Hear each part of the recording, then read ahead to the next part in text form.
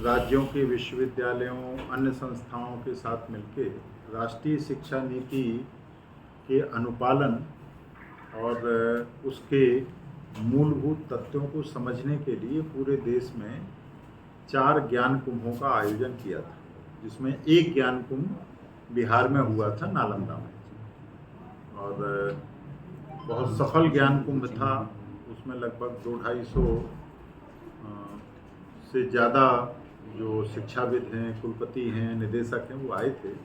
2 राज्यों के राज्यपाल आए थे। इसी तरह से एक ज्ञान कुंभ हरिद्वार में हुआ था, एक गुजरात में हुआ था और एक पांडिचेरी में हुआ था। उसके बाद ज्ञान महाकुंभ प्रयाग में कुंभ के समय हुआ। उसमें भी 3000 से ज़्यादा शिक्षाविद शामिल हुए थे पूरे कार्यक्रम के दौरान। और अभी हाल ही में जो केरल में आदि शंकराचार्य जी की जन्म स्थली है, कराट, कोच्चि के पास एक जगह है, वहाँ पर ज्ञान सभा का आयोजन हुआ।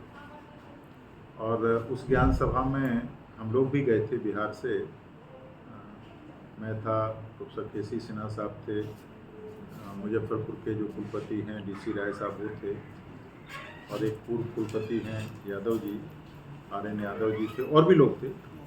पूरे देश से इसमें बड़ी संख्या में लोग थे। आपको हमने प्रेस विज्ञप्ति की एक प्रति दे दी है। और उसमें हम सबों के साथ विचार करने के लिए राष्ट्रीय स्वयंसेवक संघ के सरसंघ चालक आदरणीय मोहन भागवत जी भी थे। उनके साथ अपने जो पूर्व केंद्रीय शिक्षा मंत्री हैं डॉक्टर रमेश पोखरियाल निशंक, वो थे। उत्तर प्रदेश के पूर्व उप मुख्यमंत्री हैं दिनेश शर्मा जी, वो थे। दिल्ली के, उत्तराखंड के, पांडिचेरी के शिक्षा मंत्री थे। और बहुत सारे राज्यसभा के सांसद थे, आदरणीय विनय सहस्रबुद्धे जी थे, और लगभग 300 कुलपति और निदेशक थे। और वहाँ उस विमर्श के बाद कुछ बातें निकल के आई। जैसे एक चीज़ जो बड़ी बात आदरणीय मोहन भागवत जी ने कही, उन्होंने कहा कि सारे तरह के पूर्वाग्रहों को त्याग कर हमको शिक्षा का स्वरूप भारतीय हो, इसकी चेष्टा करनी है।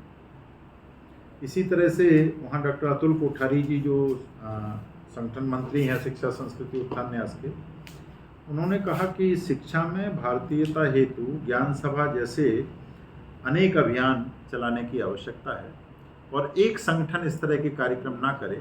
जितने भी लोग शिक्षा से जुड़े हैं वो सब मिलकर इस तरह के कार्यक्रम करें, ताकि किसी तरह का ये ना लगे कि किसी संगठन का कार्यक्रम हो। एक बड़ी बात थी। उसके बाद भारतीय ज्ञान परंपरा के समावेश एवं राष्ट्रीय शिक्षा नीति के क्रियान्वयन को लेकर बहुत सारा विमर्श हुआ। और उसमें एक जो बड़ी बात थी कि हर एक विश्वविद्यालय अपने यहाँ दीक्षांत समारोह करता है। छात्रों को जब दीक्षा समाप्त हो जाती है तो उनको डिग्री देने के लिए कन्वोकेशन, जिसको आप कहते हैं, तो ये तय हुआ कि देश के सभी उच्च शिक्षा के संस्थानों में दीक्षांत समारोह भारतीयता के अनुरूप मनाया जाए, इस बात का आह्वान किया गया। भारतीयता के अनुरूप मनाने का मतलब सिर्फ वेशभूषा से भारतीय नहीं, छात्रों को जो उपदेश दें वो भी भारतीय शास्त्रों के अनुरूप हों, चाहे वो विष्णु पुराण का हो, चाहे तैत्तिरीय उपनिषद में हो, चाहे शिक्षावल्ली हो। मतलब छात्रों को लगे कि वो दीक्षित होके जा रहे हैं। और कई लोगों का मन था कि इसको समावर्तन कार्यक्रम कहा जाए। जो भारत के 16 संस्कार हैं उसमें समावर्तन संस्कार का मतलब होता है शिक्षा पूरी करने के बाद उपदेश देके समाज में भेजना। एक और तय हुआ कि इस तरह का ये जो कार्यक्रम है, ज्ञान सभा जो हुई है, हर दूसरे वर्ष राष्ट्रीय स्तर पर इसको किया जाए, ताकि शिक्षा में जो परिवर्तन हो रहे हैं उसका एक आकलन करके उस पर हम विचार कर सकें। राज्य स्तर पर भी ये तय हुआ कि हर एक राज्य में भी इस तरह के कार्यक्रम किए जाए। और वहीं भारतीय प्रौद्योगिकी संस्थान Indian institute of technology Bhilai ने 30-31 अगस्त को, माने इसी महीने की आखिरी तारीख को, सभी IITs के लिए भारतीय ज्ञान परंपरा का तकनीकी शिक्षा में समावेश, इसके लिए राष्ट्रीय कार्यशाला आयोजित करने का वहीं घोषणा की। 1 और 2 नवंबर को पॉलीटेक्निक में हम लोग इंजीनियरिंग की तो बात करते हैं लेकिन डिप्लोमा स्टूडेंट्स को भूल जाते हैं।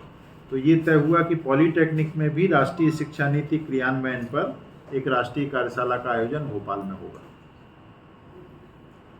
इसी के साथ साथ केरल के भी लगभग 300 शिक्षाविदों की बैठक 26 जुलाई को हुई और 200 शिक्षाविदों की एक कार्यशाला माननीय मोहन जी भागवत जी के साथ उनकी हुई और इसमें अध्यक्षता केरल के माननीय राज्यपाल, जो हमारे राज्यपाल थे पहले, माननीय राजेंद्र आर्लेकर जी ने की थी। इन दोनों आयोजनों में केरल में शिक्षा की गुणवत्ता विकास और राष्ट्रीय शिक्षा नीति का क्रियान्वयन ये मूल में रहे, इन पर चिंतन हुआ। और भागवत जी ने कहा, जैसा हमने आपको बताया कि शिक्षा का स्वरूप भारतीय हो, इस पर उन्होंने जोर दिया। और एक बड़ी चीज़ उन्होंने ये कही कि भारत को सोने की चिड़िया नहीं बनाना है, भारत को शेर बनाना है। हम किसी की भी चिड़िया हो, लोग हमको खा जाएंगे, हमको सोने का शेर बनना है ताकि विश्व में हमारी शक्ति की पूजा हो। ये नया आह्वान है, शिक्षा के माध्यम से शक्ति ग्रहण करना, विकसित भारत बनाना। यह भी तय हुआ कि जो राष्ट्रीय चिंतन बैठक है जो 25, 26 और 27 3 दिन चली, वो चिन्मय इंटरनेशनल फाउंडेशन जो शंकराचार्य जी की जन्मभूमि पे है उस पर चली 3 दिन। इसको भी माननीय मोहन भागवत जी ने समापन सत्र में संबोधित किया और इसमें भी उन्होंने बहुत सारी बातें कही। मूल रूप से आगामी योजनाओं पर भी विचार हुआ और आगामी योजनाओं में अगस्त सितंबर 2025 में प्रत्येक राज्य में इस तरह की चिंतन बैठकें की जाएंगी। बिहार में भी उत्तर बिहार और दक्षिण बिहार दोनों को मिला के हम लोग चिंतन बैठक करेंगे कि बिहार में राष्ट्रीय शिक्षा नीति का क्रियान्वयन कैसे हो रहा है और क्या क्या काम करना है। न्यास के जितने विषय हैं, जितने आयाम हैं जिन पर वो काम करते हैं, उन सब विषयों की अलग अलग चिंतन बैठकें होंगी। जैसे पर्यावरण शिक्षा की अलग बैठक होगी, शिक्षक शिक्षा की अलग बैठक होगी, बीएड के जो पाठ्यक्रम है, इस तरह से जितने विषयों में काम करते हैं उनकी अलग अलग चिंतन बैठकें होंगी। और राष्ट्रीय संचालन समिति इस पूरे कार्यक्रम को जो चलाती है पूरे देश में, इसकी बैठक उड़ीसा में होगी 12, 13, 14 अक्टूबर 2025 को। और राष्ट्रीय शैक्षिक कार्यशाला ये गुजरात में होगी, सूरत में 25 से लेकर 28 दिसंबर तक। इसमें हर एक प्रांत से 2 लोग जाएंगे, तो यहाँ से हम और मुजफ्फरपुर के कुलपति जी को इसमें जाना है। यह एक ऐतिहासिक कार्यक्रम था और इसमें शिक्षा के समग्र परिवर्तन का संकनाद किया गया है। अब इसी को लेके बिहार में आगामी योजना है, जिसमें जो एक महत्वपूर्ण बात वो है कि बिहार में शिक्षा में अपनी भाषा में किताबें कैसे निकालें।